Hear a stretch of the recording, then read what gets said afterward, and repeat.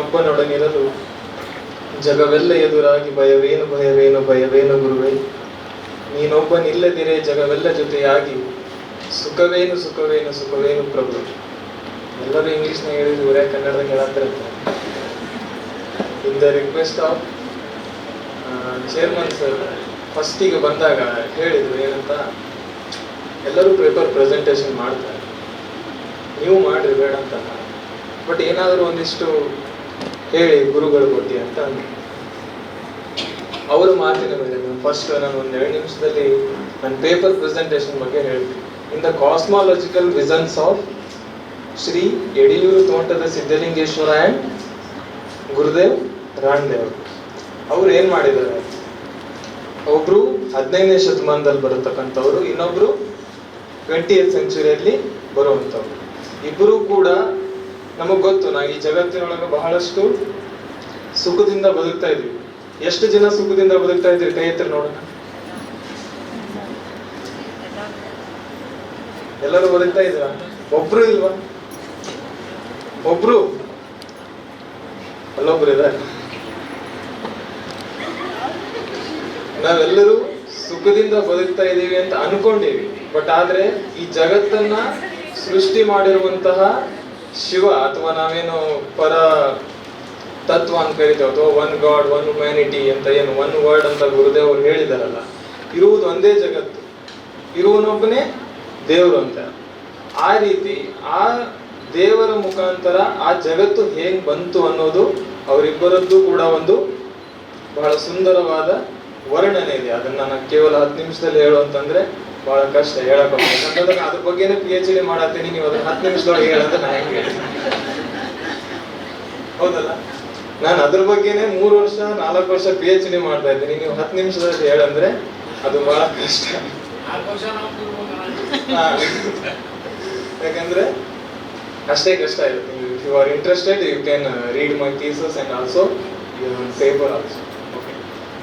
ಯಾಕೆ ಗುರುದೇವ್ರ ಬಗ್ಗೆ ಹೇಳ್ಬೇಕು, ಗುರುದೇವ್ರ ಬಗ್ಗೆ ಯಾಕೆ ಹೇಳಕ್ ಆಗೋಲ್ಲ ಅಂತಂದ್ರೆ, ಒಬ್ಬ ರಾಜ ಒಂದು ಆಜ್ಞೆ ಮಾಡ್ತಾನೆ, ಅವನಿಗೆ ಕತೆ ಕೇಳೋ ಇಂಟ್ರೆಸ್ಟ್ ಬಹಳ. ನಿಮಗೆ ಇಂಟ್ರೆಸ್ಟ್ ಅದ ಕತೆ ಕೇಳೋ? ಕತೆ ಏನ ಬಹಳ ಅವನಿಗೆ, ರಾಜನಿಗೆ ಬಹಳ ಇಂಟ್ರೆಸ್ಟ್ ಏನು, ಕತೆ ಕೇಳ್ಬೇಕು. ಅವನ ಒಂದ್ಸಲ ಘೋಷಣೆ ಮಾಡ್ಬಿಡ್ತಾನೆ, ಅವ್ನು ಎಷ್ಟೇ ಕತೆ ಕೇಳಿದ್ರು ಮುಗಿದ್ ಬಿಡ್ತಿರ್ತಾವ ಕತೆಗಳು. ಅವು ಮುಗಿತಿರ್ಬೇಕಾದ್ರೆ ಅವನ ಕತೆ ರಾಜನಿಗೆ ಆಶ್ಚರ್ಯ ಆಗುತ್ತೆ. ಏನಂತ, ನನಗ ಮುಗಿಯಲಾರದ ಕತೆ ಹೇಳೋರ್ಬೇಕು ನನ್ನ ಆಸ್ಥಾನದೊಳಗೆ.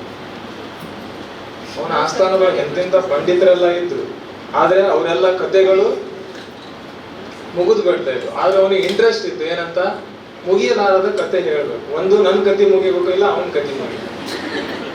ಅವನಿಗೆ ರಾಜನಿಗೆ ಇಂಟ್ರೆಸ್ಟ್, ಅದಕ್ಕೆ ಅವನು ಹೇಳ್ತಾನೆ, ಒಂದ್ಸಲ ಘೋಷಣೆ ಮಾಡ್ಬಿಡ್ತಾನೆ ಏನಂತ, ಯಾರು ಮುಗಿಯಲಾರದ ಕಥೆಯನ್ನು ಹೇಳ್ತಾರಲ್ಲ ನಾನು ಅರ್ಧ ರಾಜ್ಯ ಬಿಟ್ಕೊಡ್ತೀನಿ ಅವ್ರಿಗೆ.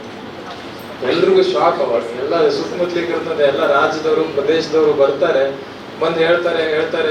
ಒಬ್ಬನು 1 ದಿನ ಹೇಳ್ತಾನೆ, ಒಬ್ಬನು 10 ದಿನ ಹೇಳ್ತಾನೆ, ಇನ್ನೊಬ್ಬನು 4 ದಿನ ಹೇಳ್ತಾನೆ. ಒಬ್ಬನು ಅದೇ ಊರಿನೊಳಗೆ ಇರ್ತಾನೆ, ಆ ರಾಜನ ಆಸ್ಥಾನದೊಳಗ. ಅವನು ಯಾವ ಪಂಡಿತನೂ ಅಲ್ಲ, ಪಾಮರನೂ ಅಲ್ಲ, ಯಾವ ತತ್ವಜ್ಞಾನಿನೂ ಅಲ್ಲ, ಏನೂ ಅಲ್ಲ. ಬರ್ತಾನೆ, ಅವನಿಗೇನು ಮುಗಿಯಲಾರದ ಕತೆ ಹೇಳ್ಬೇಕು ಅಂತ ಹೇಳಿದ.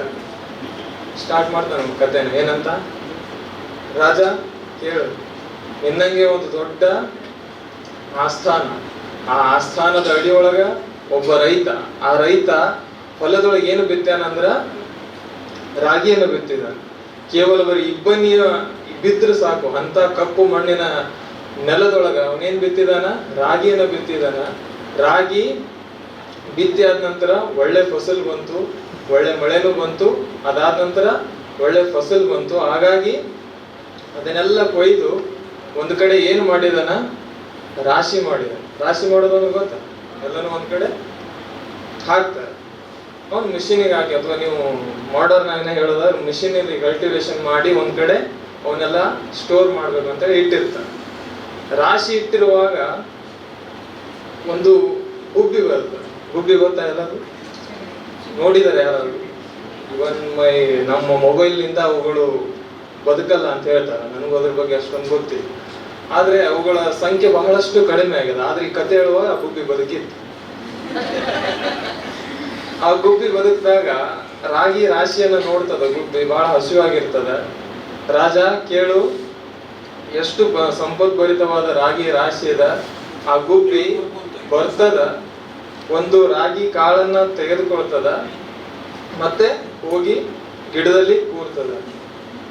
ಅದಾದ ನಂತರ ಮತ್ತೆ ಒಂದು ಕಾಳನ್ನ ತೆಗೆದುಕೊಳ್ತದ, ಗಿಡದಲ್ಲಿ ಹೋಗಿ ಕುಂದಿರ್ತದ, ರಾಗಿಯನ್ನು ತಿಂತದ, ಮತ್ತೊಂದ್ ಸ್ವಲ್ಪ ಹೊತ್ತು ಕುಂದಿರ್ತದ, ಮತ್ತೆ ಹೋಗುತ್ತ, ಮತ್ತೆ ರಾಗಿ ಕಾಳನ್ನ ತೆಗೆದುಕೊಳ್ಳುತ್ತ, ಮತ್ತ ಅದೇ ಗಿಡದೊಳಗ ಬಂದು ಕುಂದಿರುತ್ತ.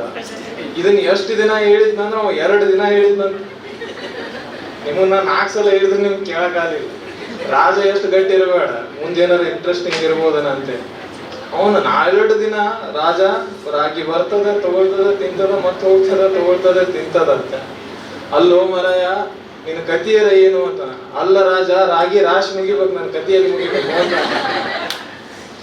ಹಂಗ ಗುರುದೇವರ ಆನಡೆಯವರ ಬಗ್ಗೆ ಹೇಳಬೇಕು ಅಂತಂದ್ರೆ ಅದು ಒಂದು ದಿನದಲ್ಲಿ ಹೇಳುವಂತದ್ದಲ್ಲ, ಅದು ದಿನನಿತ್ಯವೂ ಕೂಡ ನಾವು ಅನುಭವ ಮಾಡುವಂಥದ್ದು ಅಂತೆ. ಅಂದ್ರೆ ಅವರ ಅನುಭವದ ಪ್ರಭಾವ ಯಾವ ರೀತಿ ಇರ್ತದಂತಂದ್ರೆ ಅದು ಬಹಳಷ್ಟು ವಿಶಾಲವಾದದ್ದು.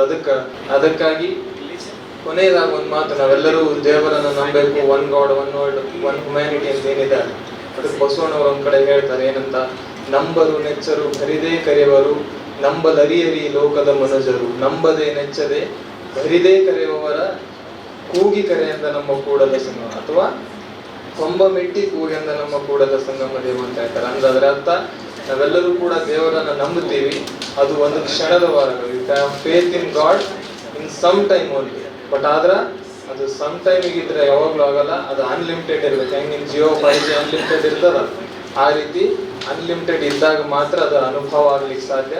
ಅದನ್ನ ದಿನನಿತ್ಯವೂ ಕೂಡ ಅದು ಅನುಭವ ಆಗ್ಲಿ. ನನಗೆ ಮಾತನಾಡುವ ಸ್ವಭಾವ, ನಿಮಗೆ ಸಮಯದ ಅಭಾವ, ನಿಮಗೆಲ್ಲರಿಗೂ ಆಗಲಿ ಗುರುದೇವರ ಅನುಭವ ಅಂತ ಹೇಳಿ ನನ್ನ ಮಾತುಗಳನ್ನು ಮುಗಿಸ್ತೇನೆ.